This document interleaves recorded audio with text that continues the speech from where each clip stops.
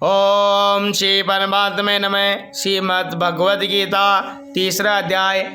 इस पर अर्जुन ने प्रश्न किया कि हे जनार्दन, यदि कर्मों की अपेक्षा ज्ञान आपकी श्रेष्ठ मान्य है तो फिर हे केशव मुझे भयंकर कर्म में क्यों लगाते हैं तथा आप मिले हुए से वचन से मेरी इस बुद्धि को मोहित सी करते हैं। इसलिए उस एक बात को निश्चय करके कहिए कि जिससे मैं कल्याण को प्राप्त होऊं। इस प्रकार अर्जुन के पूछने पर भगवान श्री कृष्ण बोले, ए निष्पाप अर्जुन, इस लोक में दो प्रकार की निष्ठा मेरे द्वारा पहले कही गई है, ज्ञानियों की ज्ञान योग से और योगियों की निष्काम कर्म योग से।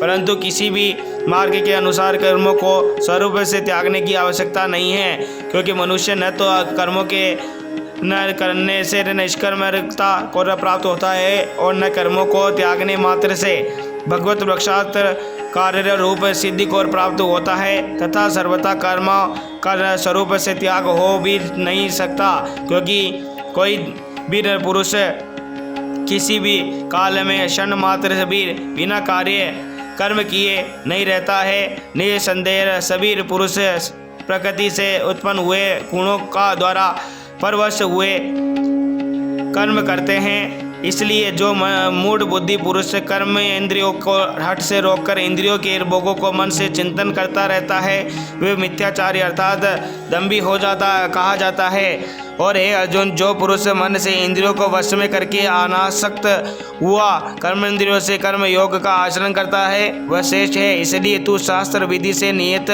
किए हुए सर्वधर्म का रूप कर्म को न कर, क्योंकि कर्म न करने की अपेक्षा कर्म करना श्रेष्ठ है, तथा कर्म न करने से तेरा शरीर निर्वाही भी नहीं सिद्ध होगा।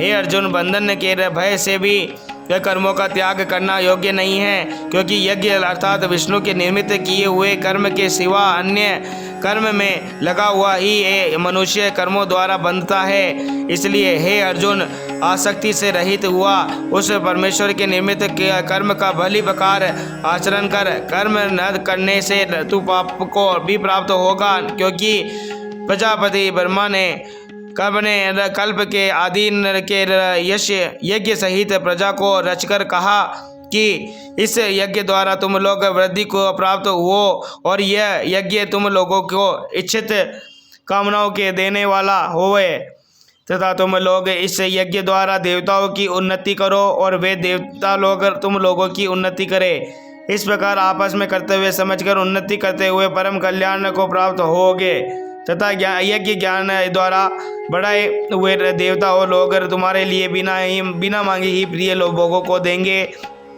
उनके द्वारा दिए हुए भोगों को जो पुरुष इनके लिए बिना दिए ही भोगता है वह निश्चय चोर है। कारण कि यज्ञ से शेष बचे हुए अन्न को खाने वाले श्रेष्ठ पुरुष सब पापों से छूटते हैं, और जो पापी लोग अपने शरीर पोषण के लिए ही पकाते हैं वे तो पाप को ही खाते हैं, क्योंकि संपूर्ण प्राणी अन्न से उत्पन्न होते हैं और अन्न की उत्पत्ति वृष्टि से होती है, तथा वृष्टि यज्ञ से होती है और वह यज्ञ कर्मों से उत्पन्न होने वाला है, तथा उस कर्म को तू वेद से उत्पन्न हुआ जान, और वेद अविनाशी परमात्मा से उत्पन्न हुआ। इसे सर्वव्यापी परम अक्षर परमात्मा सदा ही यज्ञ में प्रतिष्ठित है। हे पार्थ, जो पुरुष इस लोक में इस प्रकार चलाए हुए षष्ठी चक्र के अनुसार नहीं बरतता है, अर्थात शास्त्रानुसार कर्मों को नहीं करता है, वह इंद्रियों के सुख को भोगने वाला पापी और पुरुष व्यर्थ ही जीता है। परंतु जो मनुष्य आत्माहीन में निरपेति वाला और आत्मा ही में तृप्त तथा आत्मा में ही संतुष्ट होवे, उसी के लिए कोई कर्तव्य नहीं है, क्योंकि इस संसार में उसे पुरुष का किए जाने से भी कोई प्रयोजन नहीं है और न किए जाने से भी कोई प्रयोजन नहीं है, तथा इससे का संपूर्ण भूतों में कुछ भी सर्वार्थ स्वार्थ का संबंध नहीं है, तो वीर उसे के द्वारा केवल लोकहित का तथार्थ लोकाहित कर्म किए जाते हैं। इससे तू अनासक्त हुआ निरंतर कर्तव्य कर्म का अच्छी प्रकार आचरण कर, क्योंकि अनासक्त पुरुष से कर्म करता हुआ परमात्मा को प्राप्त होता है। इस प्रकार जनक आदि ज्ञानी जन भी आसक्ति रहित कर्म द्वारा ही परम सिद्धि को प्राप्त हुआ है। इसलिए तथा लोक संग्रह को देखता हुआ भी तू कर्म करने को ही योग्य है, क्योंकि श्रेष्ठ पुरुष जो आचरण करता है अन्य पुरुष भी उसके ही अनुसार बरतते हैं। वह पुरुष जो कुछ प्रमाण कर देता है लोग भी उसी के अनुसार बरतते हैं। इसलिए हे अर्जुन, यद्यपि मुझे तीनों लोकों में कुछ भी कर्तव्य नहीं है तथा किंचित वीर प्राप्त होने योग्य वस्तु अपात्र नहीं है, तो भी मैं कर्म में ही बरतता हूँ, क्योंकि यदि मैं सावधान हुआ कदाचित कर्म में न बरतूँ तो हे अर्जुन, सब प्रकार से मनुष्य मेरे बर्ताव के अनुसार बरतते हैं, अर्थात बरतने लग जाए, तथा यदि मैं कर्म न करूं तो ये सब लोग भ्रष्ट हो जाए और मैं सुवर्ण संकर का करने वाला हूं तथा इस सारी प्रजा का हनन करूं, अर्थात मारने वाला बनूं। इसलिए हे भारत, कर्म में आसक्त हुए अज्ञानी जन मेरे जैसे कर्म करते हैं वैसे ही अनासक्त हुआ विद्वान वीर लोक शिक्षा को चाहता हुआ कर्म करे। ज्ञानी पुरुष को चाहिए कि कर्मों में आसक्ति वाले अज्ञानियों की बुद्धि में भ्रम अर्थात कर्मों के में अश्रद्धा उत्पन्न न करे, किंतु स्वयं परमात्मा के स्वरूप में स्थित हुआ और सब कर्मों को अच्छे प्रकार करता हुआ उनसे भी वैसे ये करावे। हे अर्जुन, वास्तव में संपूर्ण कर्म प्रकृति के गुणों के द्वारा किए हुए हैं, जो तो भी अहंकार से मोहित हुए अंत करण वाला पुरुष मैं करता हूँ ऐसे मान लेता है। परंतु हे महाभाव, गुण विभाग और कर्म विभाग के तत्व को जानने वाले ज्ञानी पुरुष संपूर्ण गुणों में बरतते हैं, ऐसे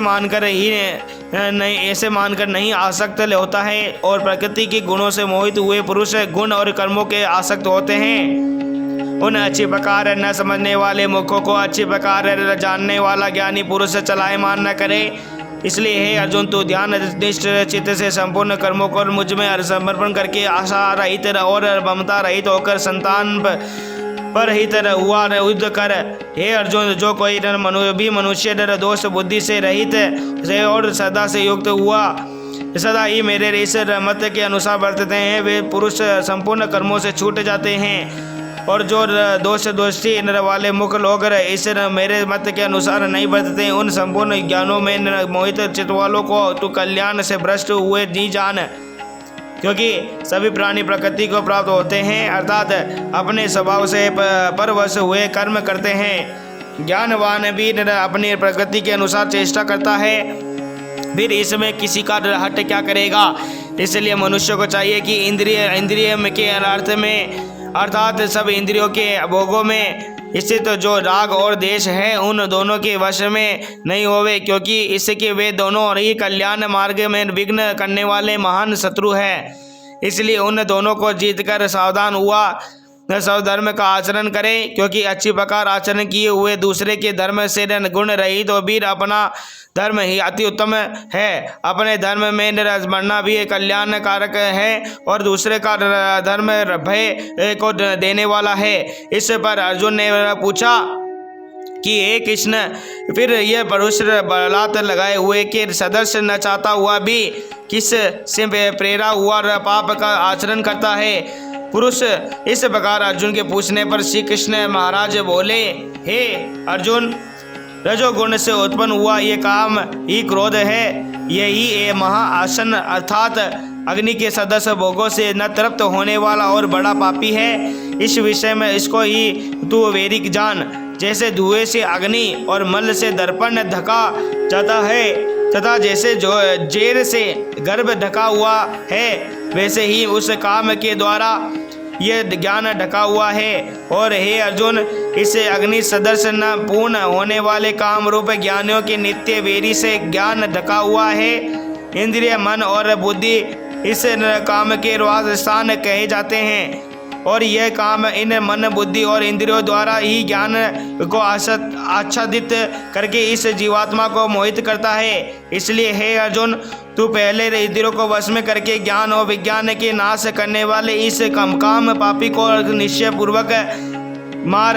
और यदि तू समझे कि इंद्रियों के को रोककर काम रूप वेदी को मारने की मेरी शक्ति नहीं है, तो तेरी यह भूल है, क्योंकि इस शरीर से तो इंद्रियों को पर श्रेष्ठ बलवान और सूक्ष्म कहते हैं, और इंद्रियों से पर मन है और मन से भी पर बुद्धि है, और जो बुद्धि इससे भी अत्यंत पर है वह आत्मा है। इस प्रकार बुद्धि इससे पर अर्थात सूक्ष्म तथा सब प्रकार बलवान और श्रेष्ठ अपने आत्मा को जानकर और बुद्धि के द्वारा मन को वश में करके, हे महाभाव, अपनी शक्ति को समझकर इस दुर्जय काम रूप शत्रु को मार।